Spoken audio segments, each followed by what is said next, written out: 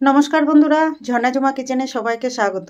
আজ আপনাদের সাথে আমি দুটো রেসিপি শেয়ার করব। সিম্পলভাবে তৈরি করব পনির আর ফ্রাইড রাইস।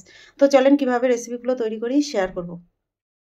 দেখেন আমি তৈরি করছি ফ্রাইড রাইস তৈরি করব, সেই জন্য দেখেন এখানে আমি চাল নিয়ে নিচ্ছি।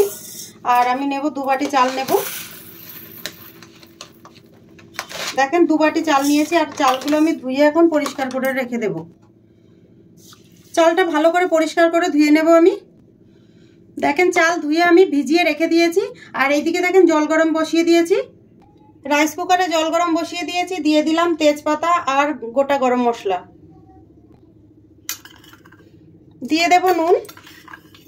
নুনটা একটু বেশি দিলাম, যতটা নুন ভাতে দরকার ততটা কিন্তু ভাত নিয়ে নেবে।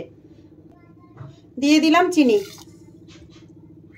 জল ফুটতে থাক এখন। এখানে দেখেন সবজিগুলো নিয়ে নিয়েছি, সবজিগুলো আমি কেটে নেব। আর আজকে তৈরি করব পনিরও আমি নিয়ে নিয়েছি। তো সবজিগুলো এখন কেটে পরিষ্কার করে নিই সব। জল দেখেন ভালোভাবে ফুটে গেছে। এখন আমি চালগুলো দিয়ে দেবো। আর চালগুলো দেখেন খুব সুন্দর ভিজেও গেছে। দিয়ে দিচ্ছি কিছুটা তেল।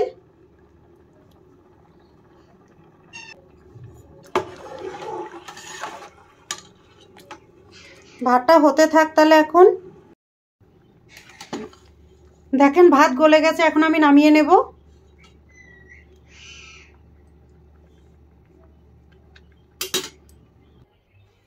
এখানে দেখেন সবজিগুলো আমি কেটে নিয়ে নিয়েছি। এটা আমি ফ্রাইড রাইসের জন্য কেটেছি, আর এটা আমি কেটেছি পনিরের জন্য। প্রথমে আমি ফ্রাইড রাইসটা তৈরি করে নেব, সেই জন্য দেখেন এখানে কড়াইতে দিয়ে দিলাম রিফাইন্ড অয়েল, দিয়ে দিলাম 1 চামচ ঘি,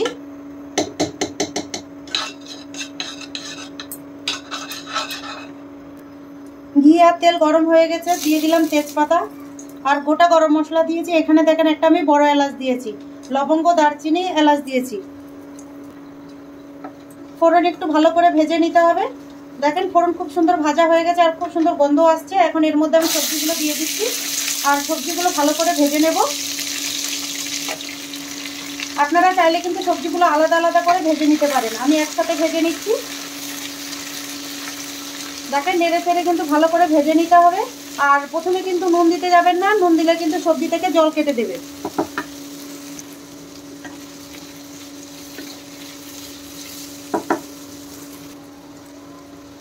দেখেন সবজিগুলো কিন্তু অনেকটা ভালোভাবে ভাজা হয়ে গেছে। এখন আমি এর মধ্যে দিয়ে দিলাম নুন, দিয়ে দিলাম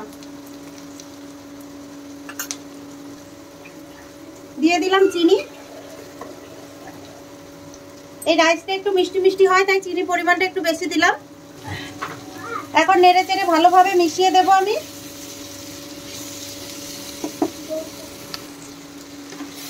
দেখেন সবজি কিন্তু ভালো করে ভাজা হয়ে গেছে। এখন আমি এর সাথে ভাতটা অ্যাড করে দেব।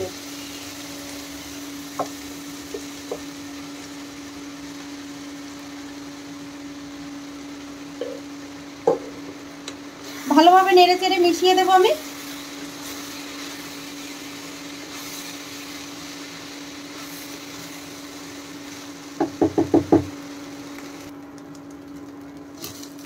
দেখেন ভালোভাবে নেড়ে চেড়ে মিশিয়ে নিয়েছি, আর ফ্রাইড রাইস আমার তৈরি হয়ে গেছে। এখন আমি এটা নামিয়ে রেখে দেবো আর পনিরটা বানিয়ে নেব। এখন প্রথমে আমি পনির কেটে নেব। একটু বড় বড় সাইজ করে পনির কেটে নিচ্ছি।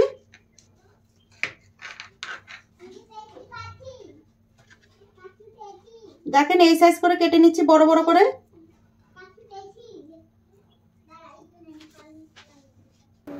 দেখেন পনির কাটা হয়ে গেছে। কড়াইতে আমি দিয়ে দিলাম তেল।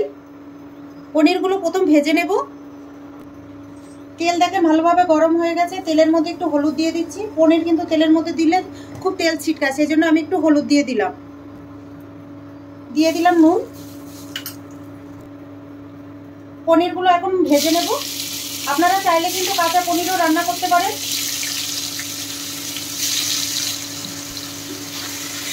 নেড়ে চেড়ে লাল লাল করে পনিরগুলো আমি ভেজে নেব।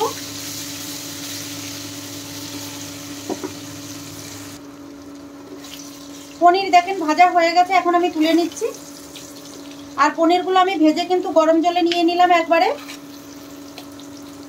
পনির গরম জলে ডুবিয়ে রাখলে কিন্তু পনির একদম সফট হয়ে যায়।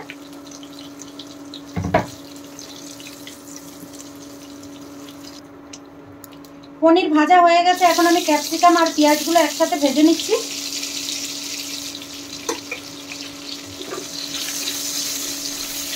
হালকা ক্রাঞ্চি করে ভেজে নিতে হবে, একদম সফট করা যাবে না।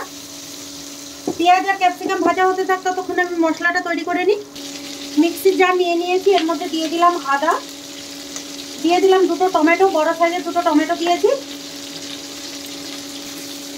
দিয়ে দিলাম রসুন আর কাঁচা লঙ্কা, পেঁয়াজ,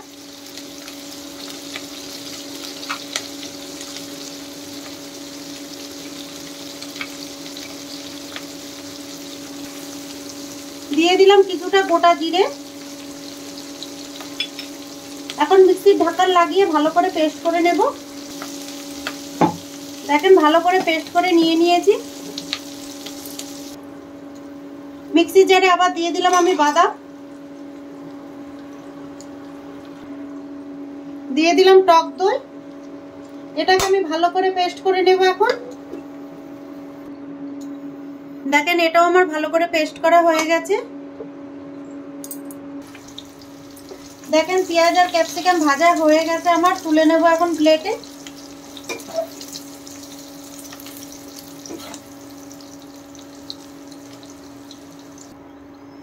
কড়াইতে আমি আবার সামান্য একটু তেল দিয়ে দিলাম, ফোড়নে দিয়ে দিলাম আমি তেজপাতা আর জিরে। ফোড়নটা একটু ভালো করে ভেজে নেব।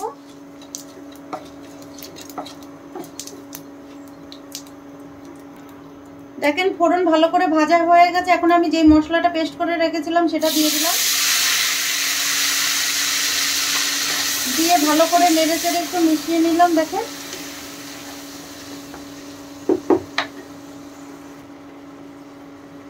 দিয়ে দিলাম টেস্ট হিসাবে নুন,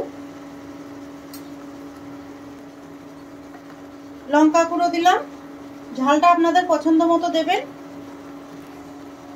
দিয়ে দিলাম ধনে গুঁড়ো।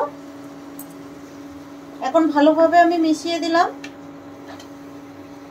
আর আমি এর মধ্যে কিন্তু হলুদ গুঁড়োটা দেব না, আপনারা চাইলে কিন্তু অ্যাড করতে পারেন।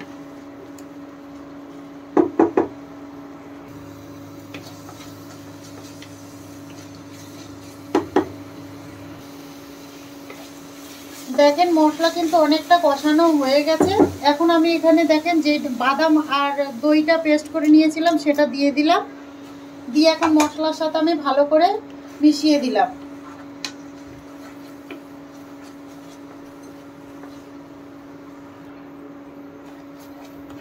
মশলা কিন্তু ভালো করে কষিয়ে নিতে হবে। দেখেন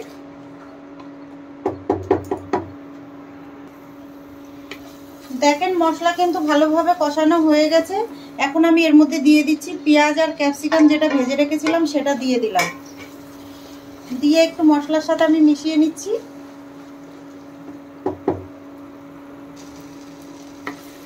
দেখেন মশলা ভালোভাবে কষানো হয়ে গেছে, এখন আমি ভেজে রাখা পনিরগুলো দিয়ে দিলাম, জল সমেত দিয়ে দিলাম আমি।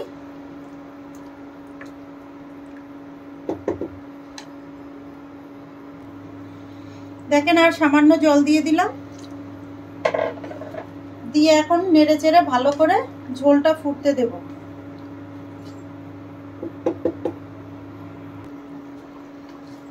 দেখেন ঝোল কিন্তু ভালোভাবে ফুটে গেছে।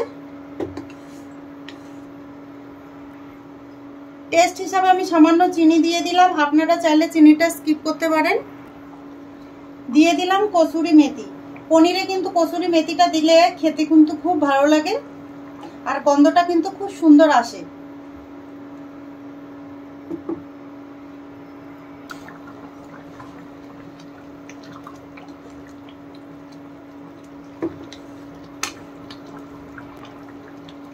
দিয়ে দিলাম গরম মশলা গুঁড়ো আর দিয়ে দিলাম দেখেন ঘি।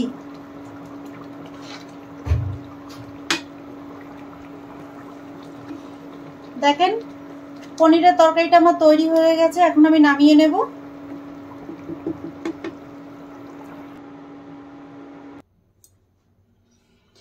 এখন দেখেন আমি প্লেটে নিয়ে নিচ্ছি সাজিয়ে।